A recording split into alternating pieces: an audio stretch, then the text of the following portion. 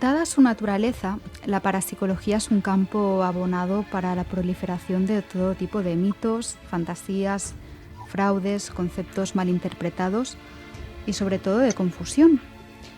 Una confusión que ha provocado en líneas generales su destierro de los círculos académicos y el que haya quedado prácticamente desvirtuada como disciplina científica. Sin embargo, si uno analiza el asunto con mayor profundidad, se dará cuenta de que no han sido pocos los científicos que han tratado de abordar con rigor y seriedad las anomalías que a veces nos presenta este extraño mundo en el que habitamos, al punto de que podemos afirmar que existe una historia de la parapsicología científica y universitaria. La que se ha desarrollado en España ha sido descrita recientemente por nuestro siguiente invitado en un libro que cuenta con casi 700 páginas. Pero, ¿qué estudia exactamente la parapsicología? ¿Cuáles son los principales desafíos que presenta como disciplina científica? ¿Cuáles han sido los eventos y personajes clave de su historia y su evolución como tal? ¿Cuáles han sido los principales obstáculos que se han presentado a su desarrollo o cuál es el estado de la cuestión en la actualidad? Pues para responder a estas y otras cuestiones tenemos con nosotros a Manuel Carballal, investigador, editor de la revista El Ojo Crítico y autor, entre otras obras, de investigación Psi, una historia de la parapsicología científica y universitaria en España. Manuel, buenas noches y bienvenido a Luces en la Oscuridad. Hola Adri, ¿qué tal? Bien, ¿y tú cómo estás? Nunca había pensado lo apropiado que es este nombre para el tema de hoy, porque se trata de poner luz en la oscuridad, pues sí. en la parapsicología, porque hay mucha oscuridad en torno a ella. Sí, desde luego lo que decía, ¿no? Hay mucha confusión en términos generales, ¿no? Y bueno, precisamente por ello quizá podríamos empezar, Manuel, explicando, definiendo qué es o qué no es la parapsicología. Vale, a mí cuando llega a este punto me gusta mucho la definición que hace la Parapsychological Association, que es la PA, es la organización científica de parapsicología hoy por hoy más importante del mundo. Hay otras, pero la PA está considerada la más relevante, es donde hay más académicos de universidades de todo el mundo. Y en 1989 la PA llegó a un consenso para emitir una definición de la parapsicología. La voy a leer despacito porque de entrada te suena un poco a galimatías, parece muy raro, pero la verdad es que es magnífica la definición. Dice la PA que la parapsicología es la ciencia que estudia aparentes anomalías, presuntas anomalías del comportamiento y la experiencia que existe o bien junto o bien al margen de los mecanismos explicativos actualmente conocidos que dan cuenta, que se refieren al flujo de información e influencia, tanto flujo de información, eso sería la telepatía, clarividencia, o influencia, psicoquinesis, PK, telequinesis, entre organismo y entorno, o sea, la influencia sobre objetos, casas, edificios, y entre organismo y organismo, es decir, la relación no solo entre humanos, sino también entre animales y humanos o vegetales, porque hay una variedad de fenómenos que tienen que ver con los animales o con los vegetales. Pero claro, la PA dice aparentes anomalías, porque cuando estudiamos algo paranormal, creemos, lógicamente, que no es normal. Sin embargo, la experiencia nos ha enseñado que muchas cosas que cuando yo me acerqué a estos temas, siendo muy joven, allá por los años 80 del siglo pasado, se consideraban parapsicología porque se consideraban anomalías, hoy ya no lo son. Y por eso salen de la parapsicología. Por ejemplo, la hipnosis. La hipnosis siempre estuvo orbitando en torno a la parapsicología. Ya sabemos cómo funciona, ya no tiene ningún misterio, no es paranormal. La pirobasia, esto de caminar descalzo sobre brasas, que lo he hecho yo, por cierto. Claro, esto se consideraba un fenómeno psicoquinético. Bueno, ya sabemos cómo funciona, es un fenómeno físico, ya no es parapsicología. El día que sepamos cómo funciona la telepatía o los sueños precognitivos o la clarividencia, pues ya no será parapsicología. Por eso la parapsicología es una disciplina transitoria que estudia, como dice la PA, aparentes anomalías mientras no conozcamos cómo funcionan esas supuestas anomalías. Sí, desde luego es un matiz importante, ¿no? Tal y como has explicado. Lo que, claro, yo veo que en el caso de la parapsicología, no solo es que exista disparidad en cuanto a las teorías que se elaboran para tratar de explicar ese tipo de fenómenos, ¿no? Es que ni siquiera existe a veces unanimidad en la comunidad científica respecto a si existen o no el fenómeno como tal, y eso parece como una particularidad de la parapsicología y un hándicap importante, ¿no? Porque si ya de entrada negamos el objeto de estudio, aquí ya tenemos un problema. Pero esto, Adri, solo puede negarlo alguien desinformado. Es como si decimos, bueno, es que no hay un consenso para decidir si la Tierra es redonda. No, claro que hay un consenso. Evidentemente hay un consenso. Luego puede venir algún chalao y decir que la Tierra es plana.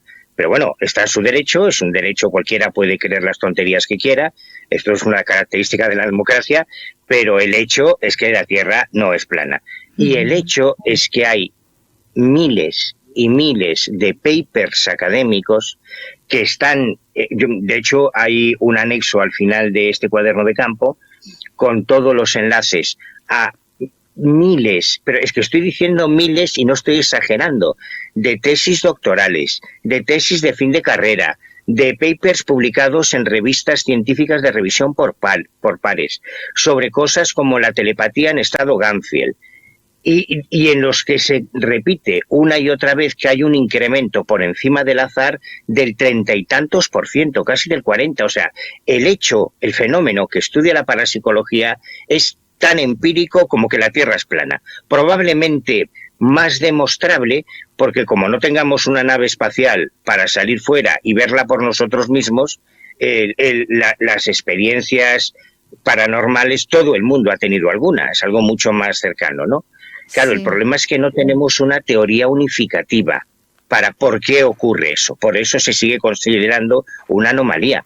Pero el volumen de estudios académicos es tan abrumador que solo alguien desinformado, con cierto sentido, porque es una disciplina muy maltratada, puede decir que no está demostrado el objeto de estudio de la parapsicología. Claro. Luego está la explicación que se le da. Pero en este sentido, Manuel, ¿cuáles dirías que son los desafíos, los particulares desafíos que conlleva la parapsicología como tal, como disciplina científica?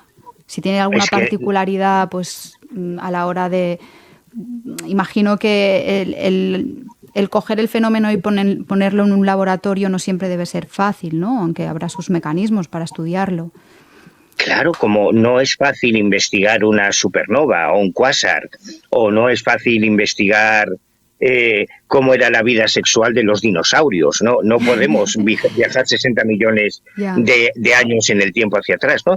Pero solo es una cuestión de creatividad e imaginación. Y hemos desarrollado herramientas, técnicas e instrumentos para estudiar cualquier cosa a través de eso que se llama el método científico, que es lo más democrático que hay, porque el método científico no es una conspiración de académicos para ocultarnos la verdad, como dicen algunos llorones en el mundo del misterio. No. El método científico es una herramienta que te permite demostrar que lo que dices es verdad y que cualquiera pueda comprobarlo por sí mismo, ¿no? Es una maravilla. Y hay, desde hace mucho tiempo, yo me he centrado en España, porque yo, ya sabes, Adri, que yo hablo de lo que yo conozco. Uh-huh. Entonces, como yo he tenido la suerte de hacer un viaje muy largo, desde los años 80 hasta ahora, conociendo personalmente esos laboratorios de parapsicología en universidades españolas, no me voy a Estados Unidos, ni me voy a Japón, ni a Rusia, no, yo te hablo de lo que hay aquí. Desde 1973, en que se inaugura el primer curso de parapsicología en una universidad española, que fue la Universidad Autónoma, y que lideraba Germán de Argumosa. Luego vino la Complutense, luego se creó el primer laboratorio de parapsicología en la Facultad de Telecomunicaciones de la Universidad Politécnica de Madrid. Uh-huh. Y el viernes pasado,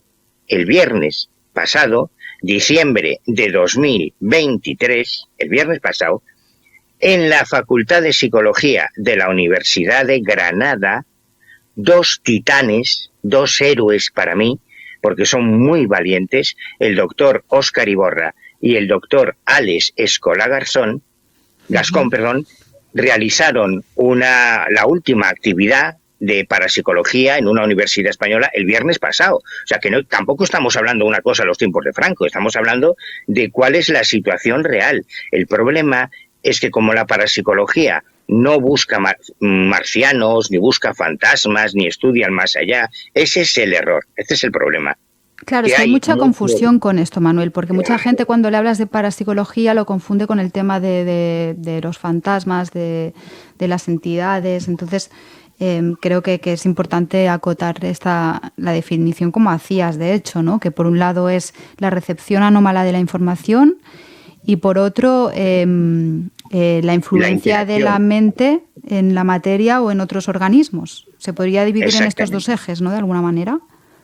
Sí, luego hay un tercer apéndice, digamos, pero que no todos los investigadores comparten. Los más puristas de la parapsicología no se quieren meter ahí porque es fácil que se confunda con el espiritismo, que son los fenómenos survey, lo que tiene que ver pues con alguien que de repente dice que cree que recuerda una reencarnación anterior, las experiencias cercanas a la muerte, todo este tipo de cosas cercanas a la muerte, ¿no? Pero yo creo que se entiende muy fácil con 2 ejemplos. La parapsicología surge cuando a finales del siglo XIX hay un grupo de médicos, fundamentalmente los parapsicólogos son médicos, físicos y psicólogos. La inmensa mayoría también hay químicos, también hay matemáticos, ¿no? Pero fundamentalmente los parapsicólogos vienen de esas 3 ramas: la medicina, la psicología y la física. Entonces, hay en Inglaterra y en Estados Unidos un grupo de científicos que se encuentran con un nuevo movimiento religioso que es el espiritismo.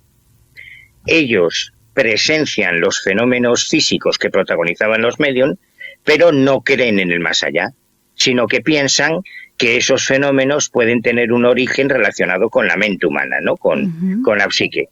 Como decía mi querido amigo Juan Carlos Hernández Cárrica, la parapsicología no estudia el más allá, estudia el más acá.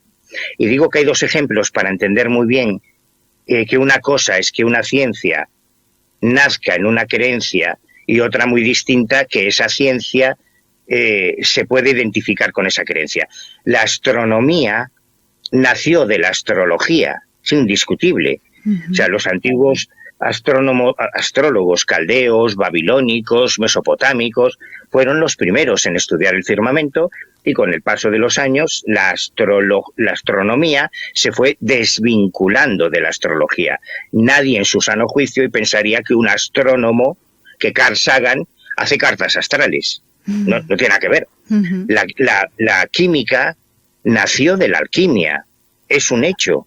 Los primeros químicos eran los alquimistas, pero hoy nadie pensaría que un químico de cualquier universidad busca la piedra filosofal. Bueno, pues la parapsicología nació del espiritismo, pero es un antónimo al espiritismo, no tiene nada que ver. La parapsicología estudia las capacidades de la mente humana, no el más allá ni los espíritus. Ese es el gran error.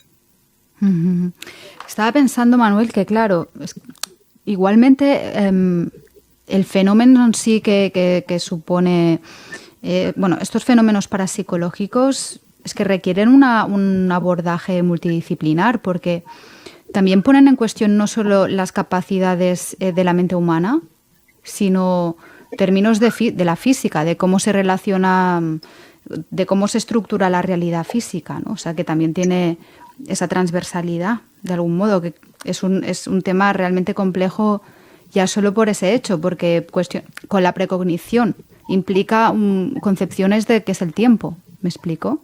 Exactamente. No, y de hecho ese es el gran problema, porque incluso en los aspectos más básicos, más elementales, más sencillotes de la parapsicología, como la telepatía. Claro, la telepatía, cuando empezó a constatarse que había un número de aciertos en las pruebas de laboratorio, hablamos de hace unos 70 y tantos años, en los años 30 del siglo pasado, cuando cuando el doctor Joseph Van Ryn fue el primero que creó un laboratorio de parapsicología en una universidad, en la Universidad de Duke, en Estados Unidos. Y él utilizaba generadores eléctricos al azar para hacer las pruebas de telepatía, y cuando él constata que hay un incremento de resultados por encima de lo atribuible al azar, vale, ¿y esto cómo funciona? Hubo un tipo, un norteamericano, que hizo unos experimentos con su esposa y con su cuñado, pero que era muy amigo de Albert Einstein, y Albert Einstein,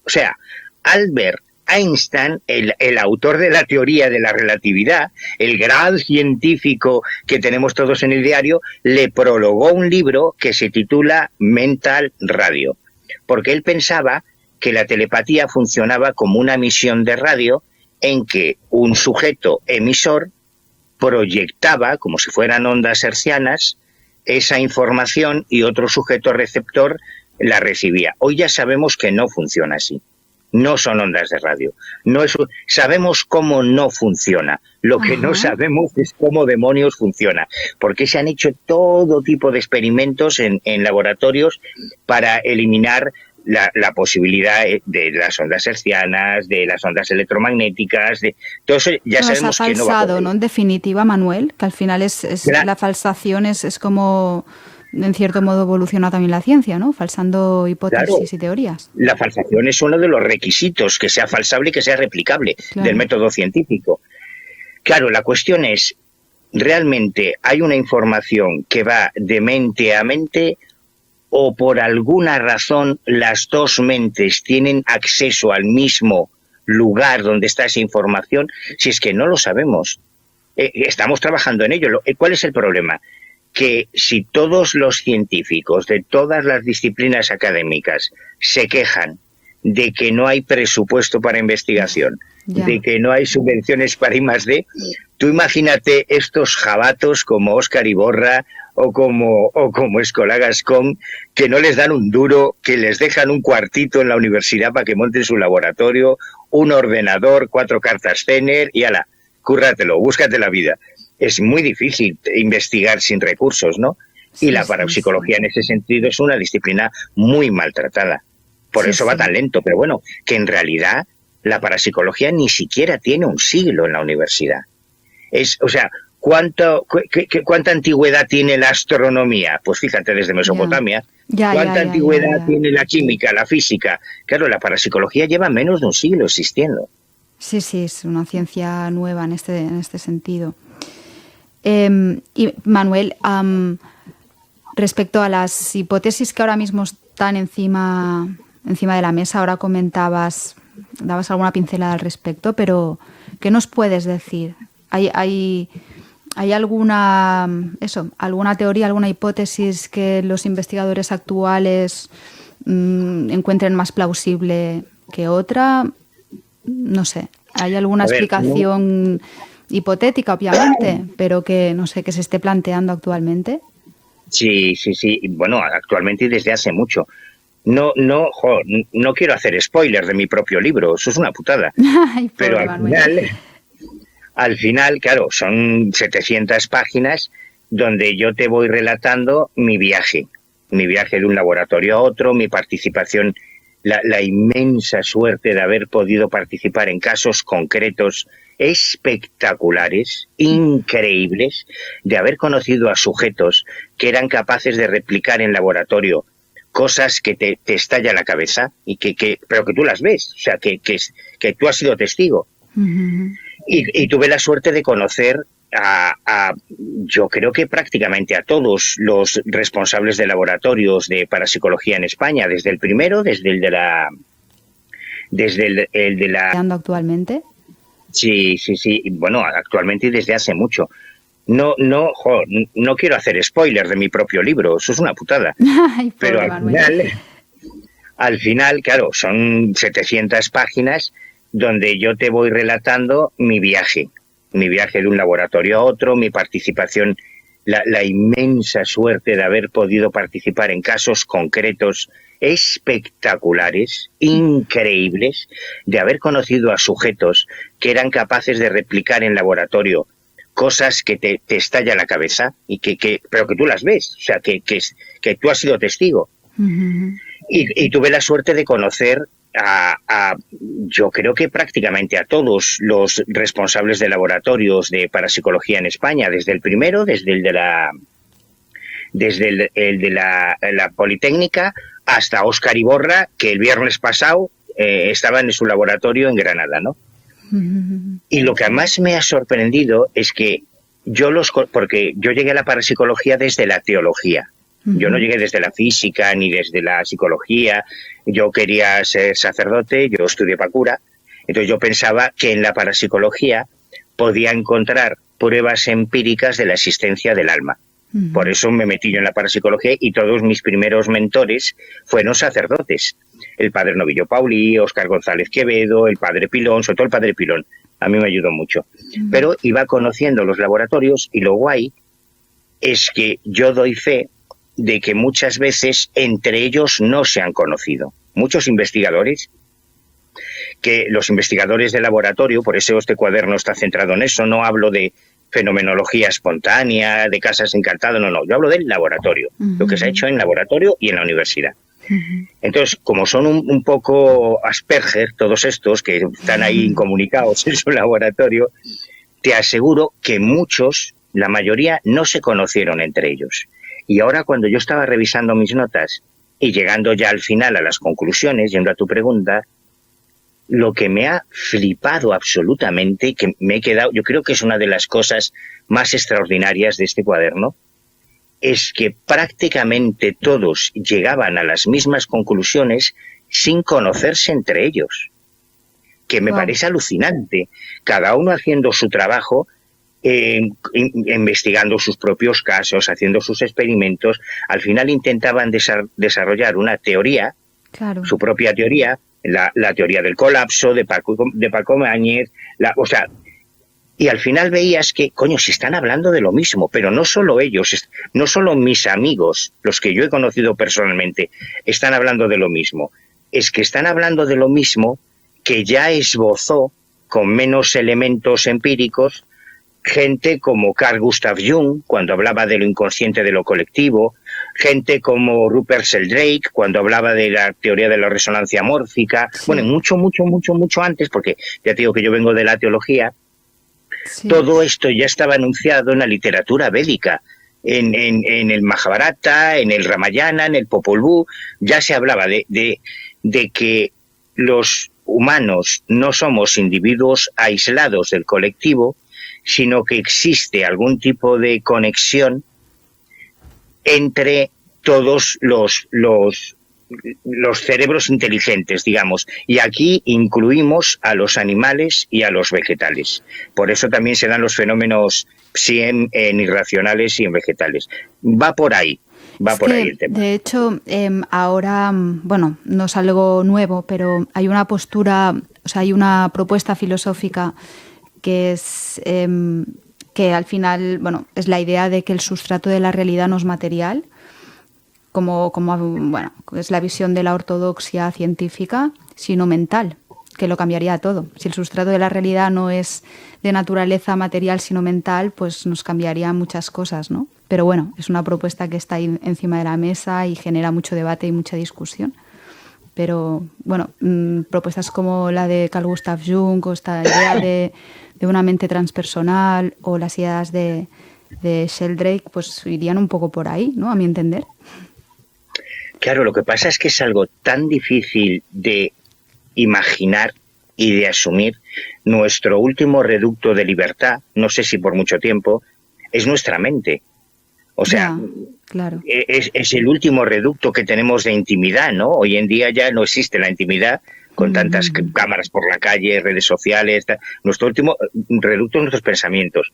Y pensar que nuestros pensamientos, hasta eso podría ser invadido por pensamientos de otros seres humanos o influir en ellos, suena complejo. Hay trabajos de Rupert Sheldrake que dan mucho vértigo con animales, con mascotas, ha hecho experimentos muy chulos, pero claro, las implicaciones de esas redes de comunicación dan tanto vértigo como la comunicación de los vegetales, por ejemplo. Se están haciendo unos avances revolucionarios en el estudio del mundo vegetal, de cómo funcionan las plantas, los árboles, cómo bajo tierra esas raíces están interconectadas, cómo a través de que generan cierto tipo de sustancias químicas se comunican entre ellos. Bueno, es alucinante. A mí, yo cada vez que leo sobre eso me explota el cerebro porque me da mucho... O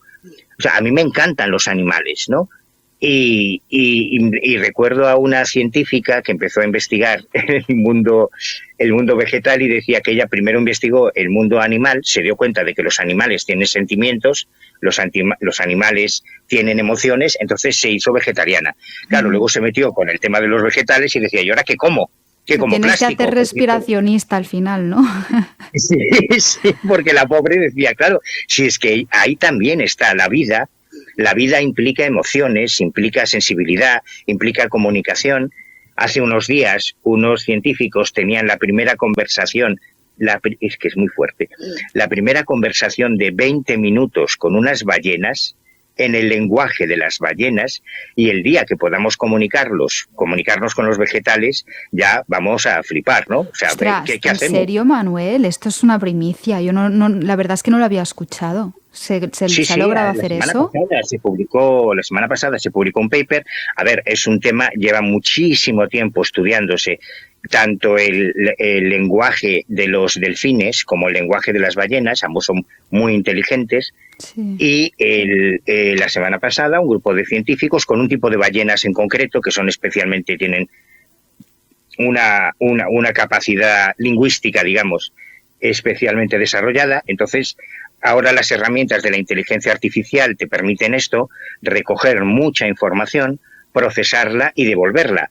Entonces, digamos que ellos encontraron un patrón en los sonidos que emiten las ballenas, consiguieron, entre comillas, traducirlo, con lo cual podían interactuar con ellas en su idioma. Wow. A través de esas grabaciones, ¿no? Esto es de la semana pasada.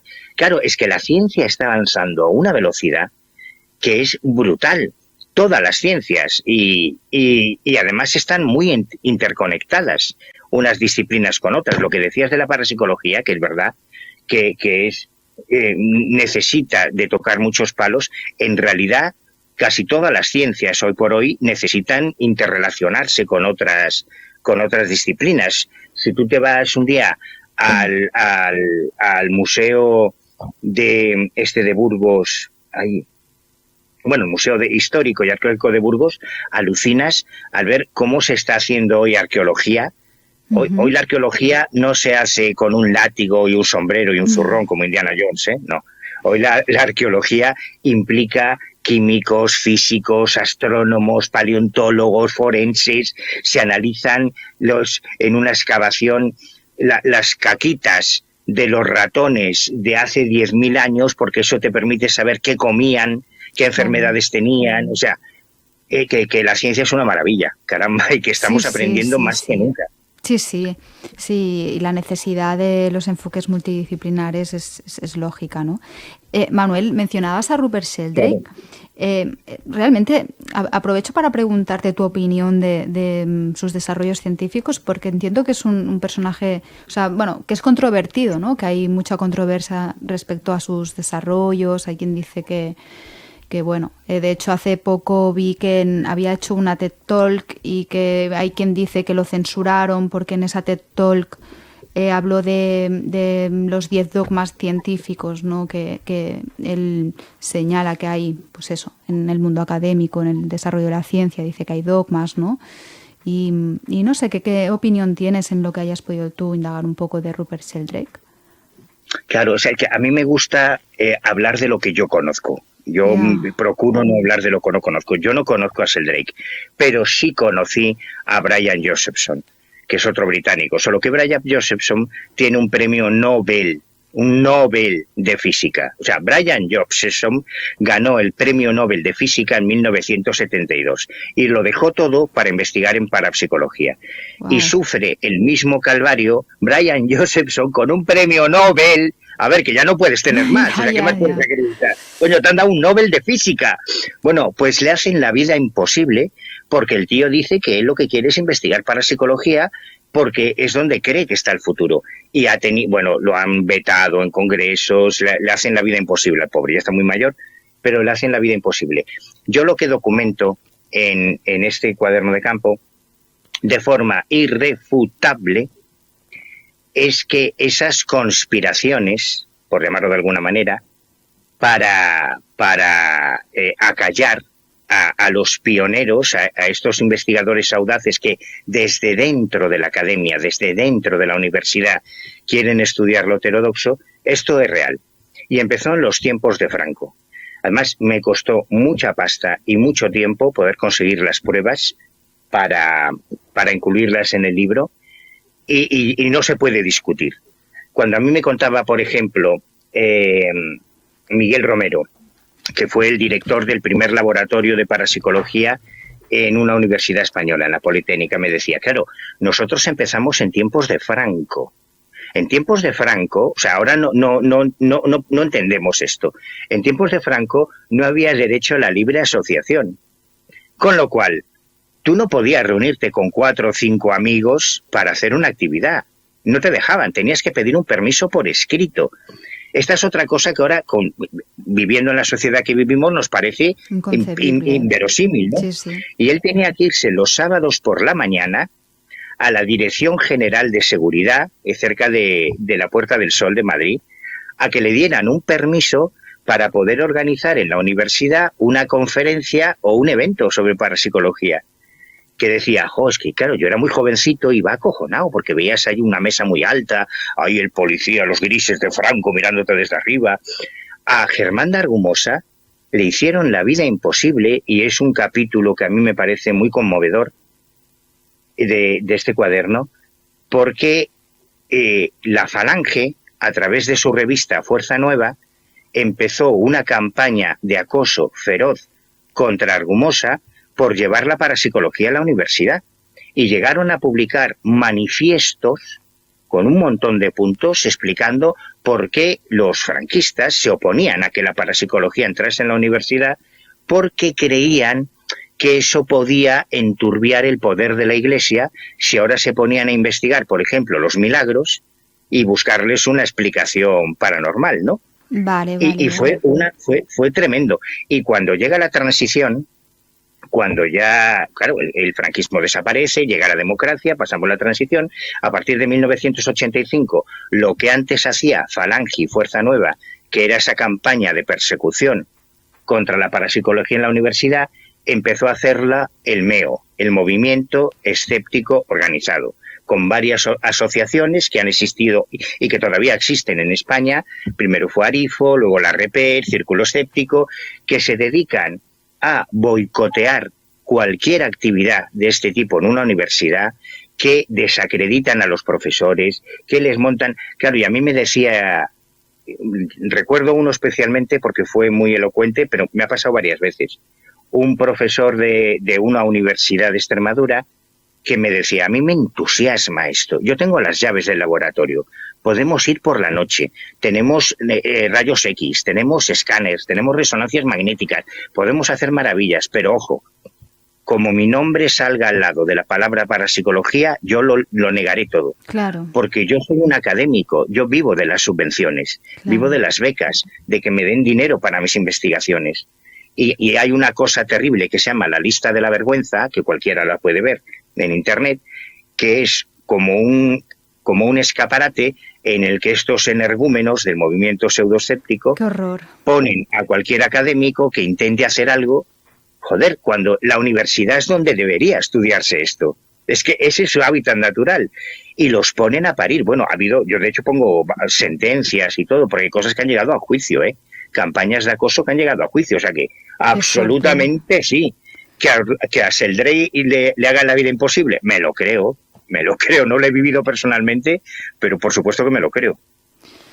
Sí, es que hay también mucho fanatismo y mucho dogma donde no debería haberlo, ya por definición, ¿no? Pero bueno, al final la ciencia es una cosa y los científicos es otra, ¿no?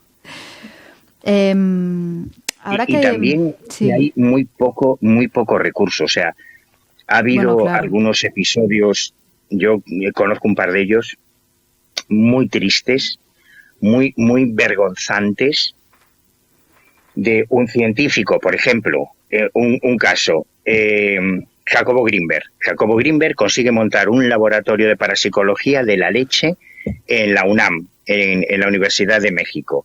O el padre Enrique Novillo Paulí, que es otro titán de la investigación. Novillo Paulí era un jesuita que se fue a vivir a Estados Unidos para estudiar parapsicología directamente con Joseph Van Rijn, con el padre de la parapsicología científica, y luego volvió a Argentina y montó un laboratorio y una facultad de parapsicología en Argentina. Luego aquí en España, en la Universidad de Comillas, también estuvo haciendo muchas cosas. Y cuando ellos fallecieron, o sea, estuvieron muchos años investigando, bla, bla, bla, sobre todo Grinberg hizo cosas extraordinarias, y cuando desaparecen, llegan de los otros departamentos, pero como buitres, a desmantelar esos laboratorios, a llevarse los aparatos, los escáneres, todo, en 0, o sea, en 24 horas se había desmantelado todo lo que habían creado esto en la universidad, estos investigadores. Porque claro, oye, pues imagínate, es que tiene un ordenador mejor que el mío, es que tiene, fíjate qué escáner más chulo, pues yo me llevo la impresora, pues yo me llevo los rayos X, pues yo, es una cosa como muy miserable, ¿no? Ya. Pero esto ha ocurrido. Y ese es otro problema. Claro que si en una universidad hay un presupuesto de investigación determinado y yo quiero investigar la vida sexual de las moscas, por ejemplo, ¿por qué te van a dar a ti dinero para tonterías de estas de la telepatía o de la PK? No, que me lo den a mí para investigar la masturbación del sapo partero o la poligamia en la mosca cojonera, no sé. Hay mucha competencia y mucha rivalidad. Sí, desde luego. Cuando hablamos esto, ¿no? de investigación científica, académica de la parapsicología, ¿existe mucha diferencia entre la esfera anglosajona y el mundo protestante y la esfera latina? Y en esta línea también me gustaría preguntarte un poco por el papel de la Iglesia Católica en todo ello, que también puede llegar a ser un poco confuso, ¿no? Porque, bueno, por un lado, por lo que explicabas con el tema del régimen franquista y el hecho de que, bueno, que por un lado la Iglesia Católica siempre ha puesto freno a la superstición, pero por otro también ha sido, bueno, un agente investigador, ¿no? De este tipo de cosas. Entonces, pues, cuéntanos. Fíjate que te vas a llevar una sorpresa, como me la llevé yo, porque yo intuyo, deduzco, que en el mundo del budismo, en el mundo del islam o del judaísmo pasará lo mismo. Pero yo lo que conozco es la Iglesia Católica, pues yo estudié teología católica. Y una cosa que me sorprendió es que ya en el siglo XVIII el Papa, Benedicto XIV, fue uno de los primeros de hecho fue el primero, en publicar una encíclica en la que advertía que había que ser prudente a la hora de evaluar lo que se llaman los signum Dei, los signos de divinidad, que digamos que es lo que legitima los milagros en un proceso de beatificación o de canonización en la Iglesia Católica. O sea, para que alguien sea beato en la Iglesia Católica tiene que demostrarse que ha hecho un milagro, y para que sea santo tiene que haberse demostrado 2 milagros. Y claro, la Iglesia Católica se encontró con un problema cuando empezó a evangelizar otros continentes, porque de repente llegaban a América o llegaban a África los misioneros o llegaban a Asia, por ejemplo los jesuitas o los dominicos llegaban a la India, y de repente se encontraban con los sannyasis del hinduismo, que eran santones. Los hemos visto por ahí con su túnica naranja, ¿no? Su pelo blanco ahí haciendo yoga y tal. Y resulta que estos tíos no estaban bautizados. Si no estaban bautizados, no habían recibido la gracia santificante del sacramento del bautismo, por lo tanto estaban en pecado. Pero sin embargo, aparentemente eran capaces de hacer los mismos prodigios que los santos católicos. Claro, esto a nosotros nos puede parecer una paja mental, pero desde el punto de vista teológico es un problema. Claro, si no están bautizados, a ver, o es cosa del demonio, o están poseídos por Satán, o cómo es posible que un tío levite, o se biloque, o adivina acontecimientos futuros, si no es un santo. Claro, esto era un problemón. Entonces el Papa, muy lúcido, con muy buen criterio, Benedicto XIV dijo, cuidado, tenemos que saber discernir si estos prodigios tienen un origen divino o tienen más que ver con capacidades desconocidas de la mente humana. O sea, mucho antes de que naciese la parapsicología como disciplina científica, mucho antes de que naciese el espiritismo como corriente filosófica, ya la Iglesia Católica se preocupó por esto. Y esta es la razón por la que a lo largo de la historia de la parapsicología han existido tantos sacerdotes católicos que se han dedicado a investigar en parapsicología. Fíjate que hace poquito se hizo una película sobre el grupo EPTA. El grupo EPTA lo fundó el padre José María Pilón, mi querido amigo, el inventor, el padre Pilón, que era un sacerdote jesuita. Hoy, en el Instituto Pontificio Lateranense del Vaticano, tú puedes estudiar parapsicología. Es una universidad católica, a fecha de hoy, ¿no? Y esa es la razón, porque la Iglesia siempre ha sido la más interesada en diferenciar qué podría tener una explicación psíquica y qué podría considerarse un milagro, un prodigio. Qué curioso, claro, es que esto también derriba muchas confusiones, ¿no?, que se tiene al respecto. Y eso que te preguntaba, Manuel, si no sé, si en la esfera anglosajona en general ha sido más prolífica en términos de la investigación científica de la parapsicología, o ha tenido otros enfoques que en el mundo católico, por así decirlo, o tampoco nada que reseñar en este sentido.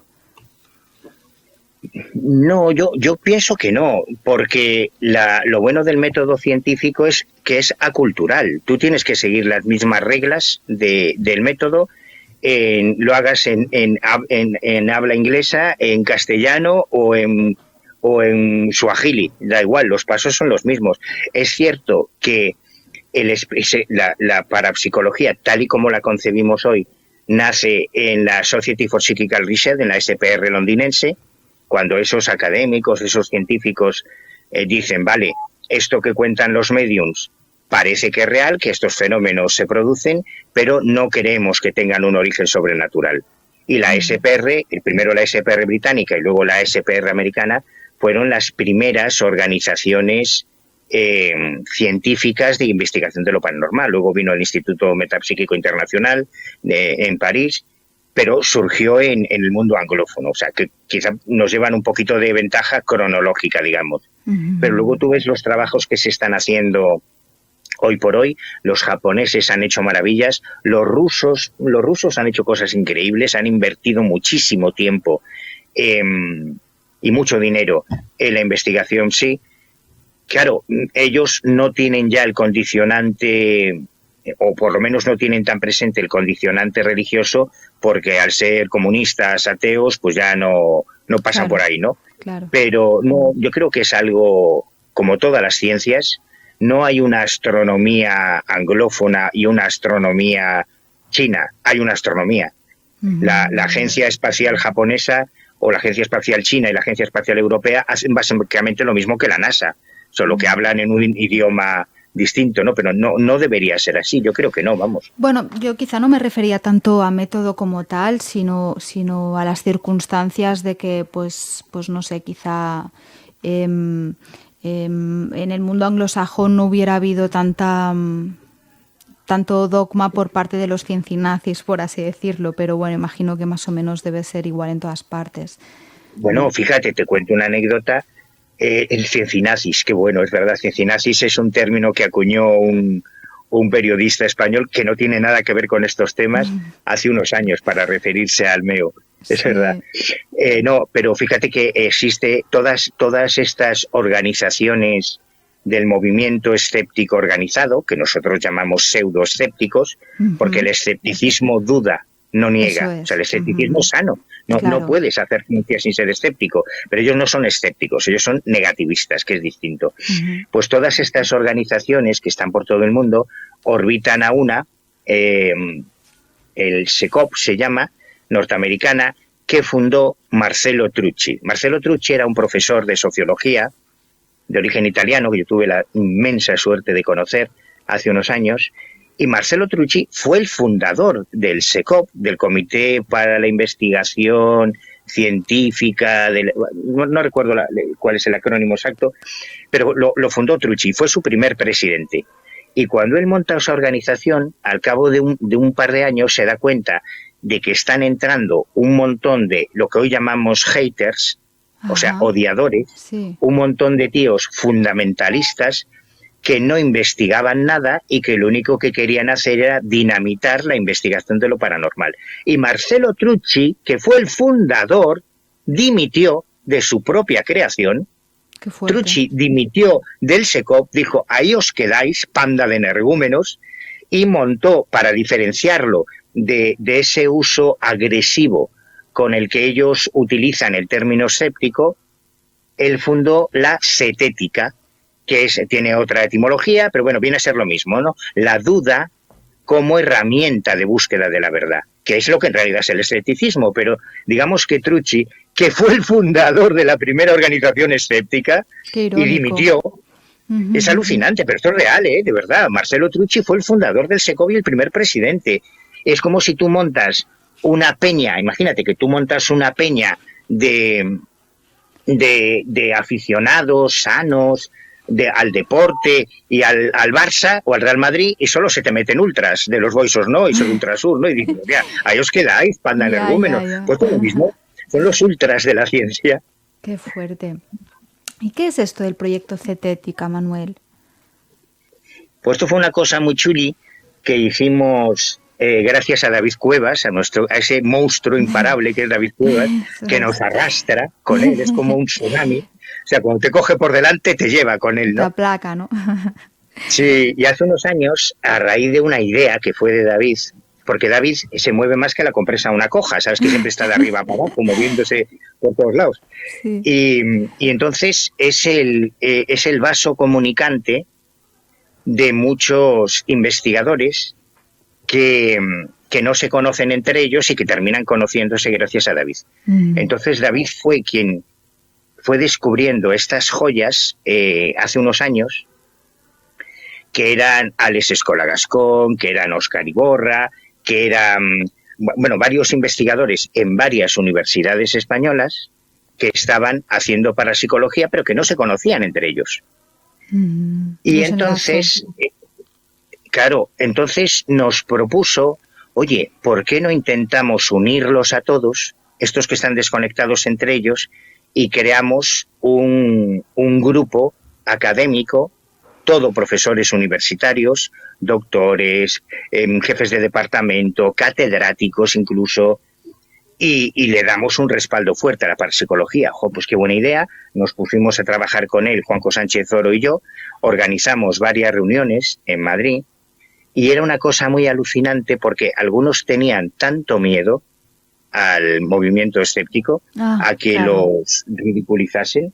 No, pero es que esto es así, esto parece una coña marinera, pero de verdad que es un tema preocupante, porque hay gente que lo ha pasado muy mal cuando los han puesto en el punto de mira y los han ridiculizado y bueno, pues hacíamos reuniones en Madrid que eran ultra secretas, o sea, nadie podía enterarse de que habíamos quedado con estos académicos y profesores de universidad, porque ellos no querían que se supiera que tenían interés por estos temas y que además estaban incluso dispuestos a dedicar su tiempo y su dinero a investigar en parapsicología, porque no querían ser estigmatizados. Y de hecho, a la hora de publicar este cuaderno de campo, que ya tiene unos meses, hasta hace unos meses, bueno, pues en el cuaderno yo te hablo de las investigaciones, o sea, del laboratorio que tiene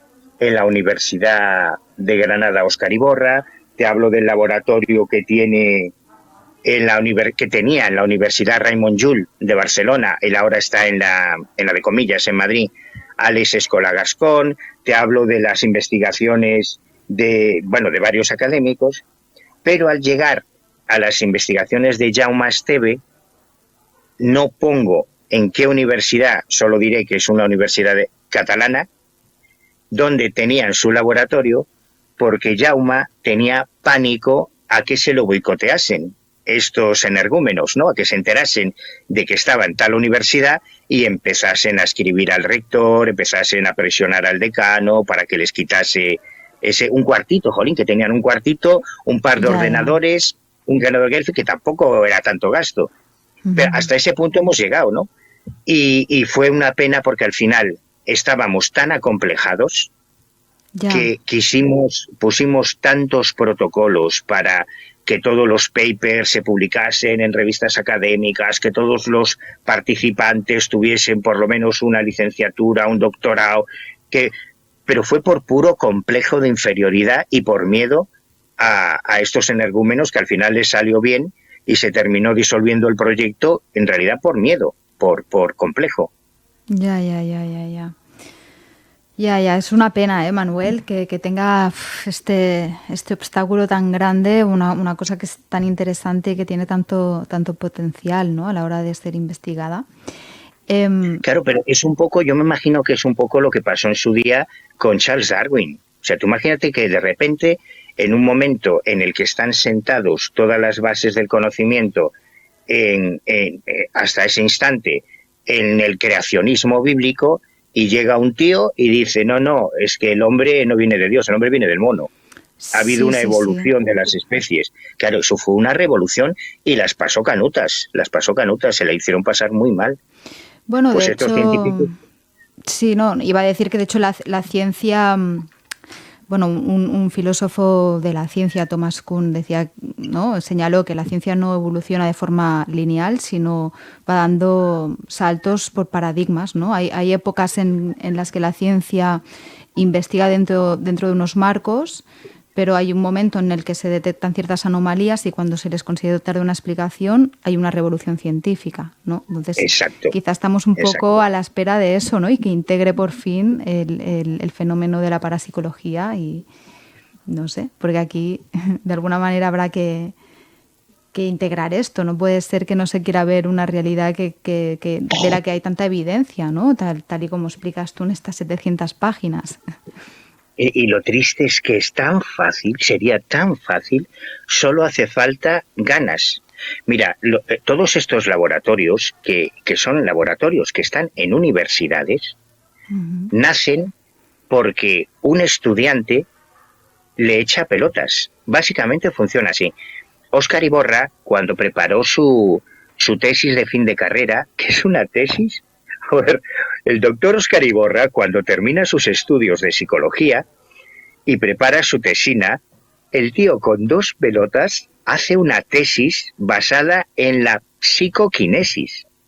Claro, y su director de tesis le decía, pero a ver, Óscar, hombre, no te metas en estos berenjenales, tú termina la carrera, tú sácate el doctorado, y luego ya, si eso, tú ya te metes con tus cosas raras. Y Óscar decía, no señor, es que yo estudio psicología no porque me interese la psicología, a mí lo que me interesa es la parapsicología, pero como aquí no está esa carrera, bueno, pues yo acepto las reglas del juego, las respeto, pero yo mi tesis la hago sobre lo que me dé la gana, y si usted ve que está mal planteado los experimentos, porque hizo 2000 y pico pruebas, madre mía, si ve que está mal planteado, pues me suspende y me la tumba.